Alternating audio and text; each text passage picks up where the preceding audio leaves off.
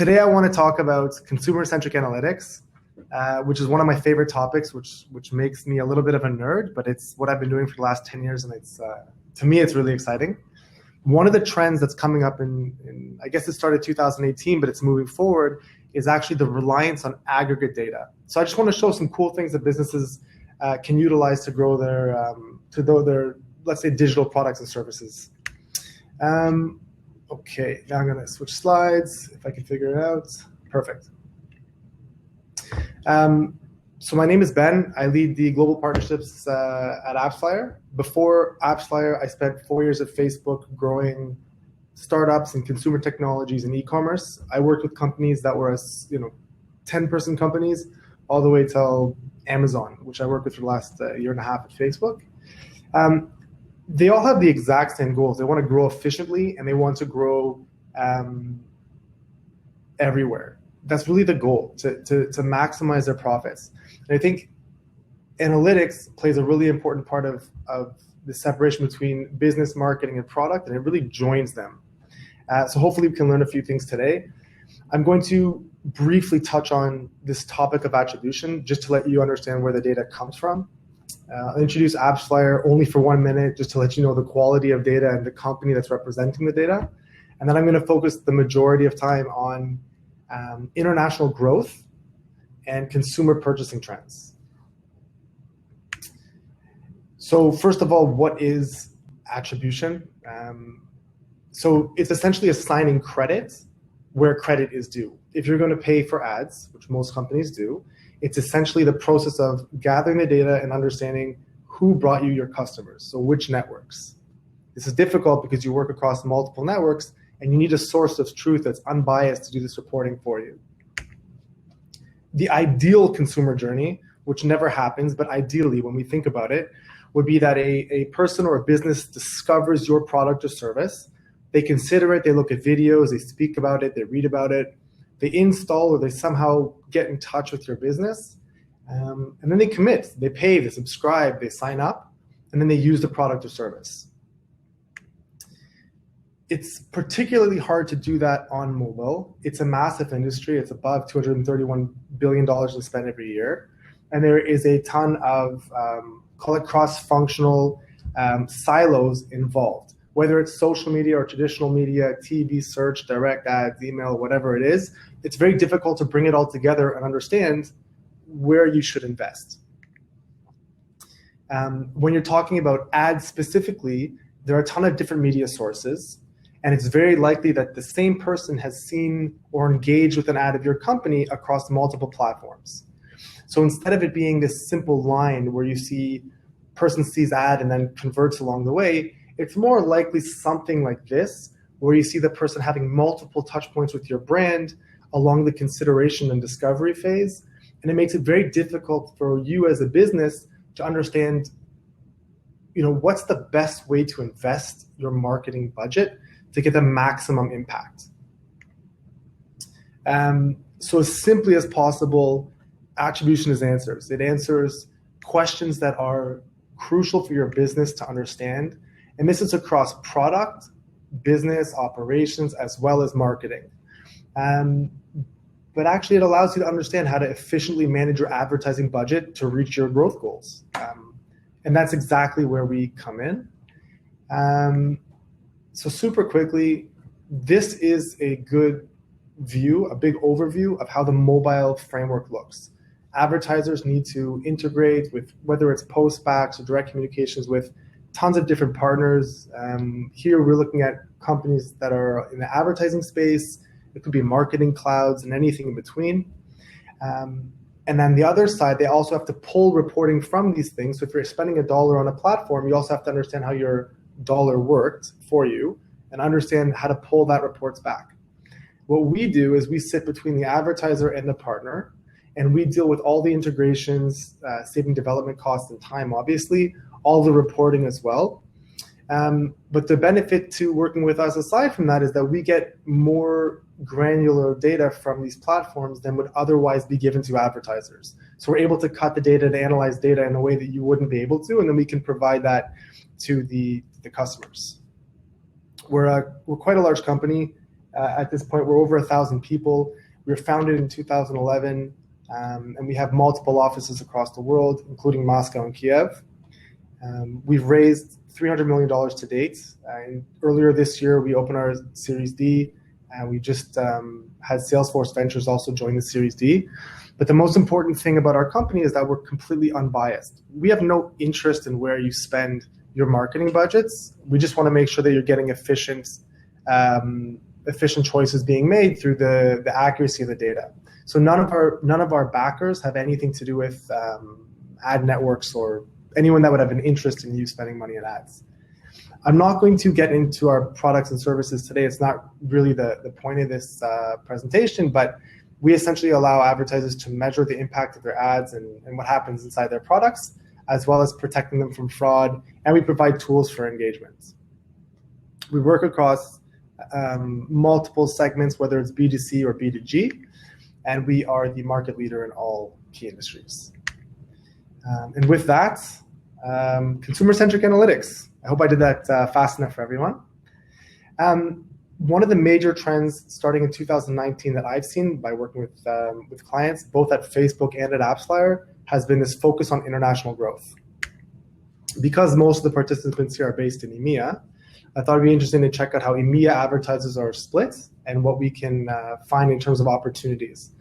So if you're an app in EMEA, what we've done is we've collected all this data, and we've seen that this is the split of ads. For the most part, app advertisers in Europe, Middle East, and Africa are targeting Europe, Middle East, and Africa, which makes perfect sense.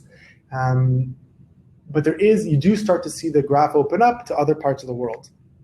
Now, the obvious benefit to opening up globally or expanding your business internationally is just there's simply more opportunities. There's over 3 billion active smartphones in the world, and if you're only advertising in your region, then you're missing the majority of the opportunities. This is especially true with digital products that don't have any issue scaling between borders. We took all the apps in the world and we broke them down by subcategories, so the industry they're in and then the sub-industry, and we split them by percentiles and small, medium, and large. So we split all the different apps to understand how many countries they advertise in. So if you're a small app, most likely 90% of them are only in one country. They're only advertising to people in one country, but they've added, 11% of small apps are in between 2 and 10 countries. And you can see that as the app gets bigger, they focus on international growth more. Now, at the beginning, we thought that this was a simple conclusion. It's just because they have more money. The bigger the app is, the more their marketing budgets are. But actually, the way that we split the data, which I'll show you now, and it's not the prettiest slide, but it gets the point across. The way we split the data means that we defined a small app or a medium app or a large app by subcategory. So if you just look at the very, very, very bottom here, finance, traditional banking, small apps are in 1, medium apps are also in 1, and large apps are in 1.3. But if you were to take a traditional banking app, it may have a higher spending budget, a marketing budget, than the average news app or sports app. So there's actually no correlation here to budget, which means that a large app in one category could actually be a small or medium app in another category. But it is always true that large apps within their categories are targeting more countries than medium, and medium apps within their subcategories are targeting more countries than small, which means this is a function of priority. Again, it makes sense. Small companies are still in that massive growth phase. They have a lot to do, and they don't necessarily have the largest teams to focus on things like translation or targeting multiple countries or set up everything to do with operations. But it is certainly a priority as opposed to a budget. There are some exceptions to some industries, whether it's physical or you have to be restricted by regulation. But for the most part, there's a ton of companies set up that have mitigated these operational risks. I wanted to give one tangible example because it's very abstract when you just see the data.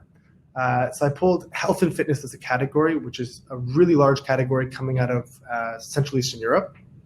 So these are the top 10 health and fitness markets in 2020 in terms of consumer demand.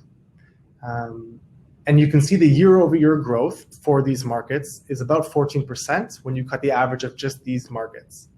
If you are located in Europe and you're a health and fitness company, but you're not in all of these markets, you're simply losing opportunities, right? Even India, where you see only 2% year-over-year growth, that's on 700 million smartphones.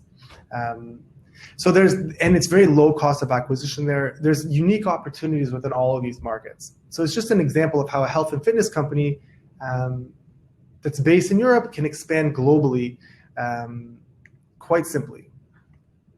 This isn't the point of the presentation either, but one of the things we focused on in this study was understanding the benefits to international growth.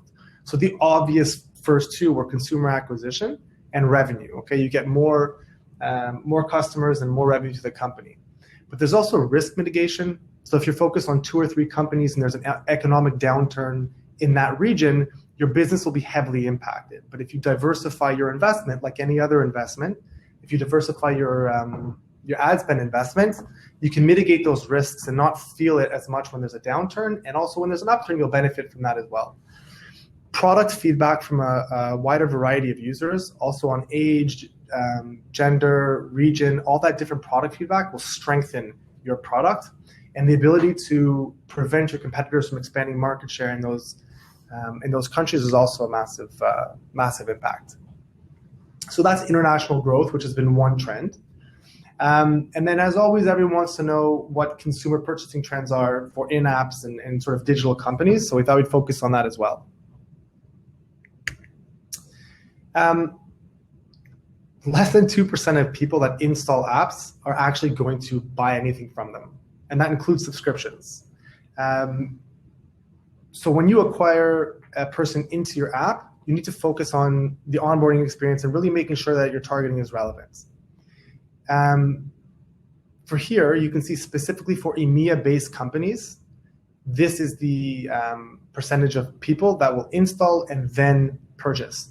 So you can see, obviously, the ones that are based in Europe have a higher success rate in Europe, which could do with, cultural understanding or the ability to market in the right way to people that you already know. But you can use this slide as a benchmark for the previous slide to understand if you're over or above the averages. It's hard to see this in a presentation on a computer screen, but I also split it out for you so you can see the organic and the paid call it conversion rates between install and purchase by every single sort of market cut, depending on the market segment that you're in or the vertical or the category. An important thing to note is this is based on specific or let's say unique devices. So the same person may purchase multiple times, but this isn't that slide. So we only focus on the unique devices purchasing.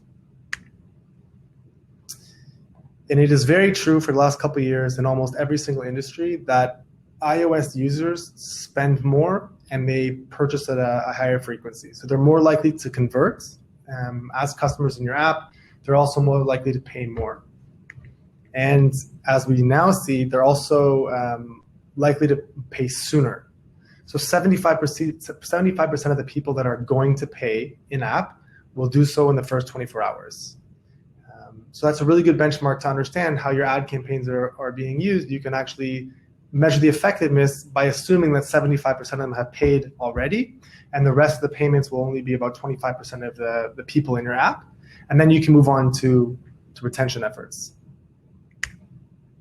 I've done the same thing here, time to first purchase by vertical, by category. So you can see, depending on the category you're in, some of them are slower and some of them are faster to pay.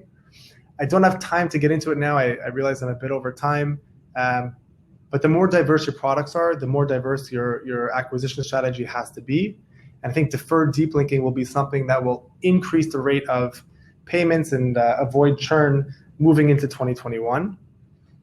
And finally, remarketing works, but it has not been fully adopted by every category. So if you're in this ad space, a focus on remarketing in 2021 will help you beat the competition because it really hasn't been fully adopted, but there's very robust measurements available to see how it's working.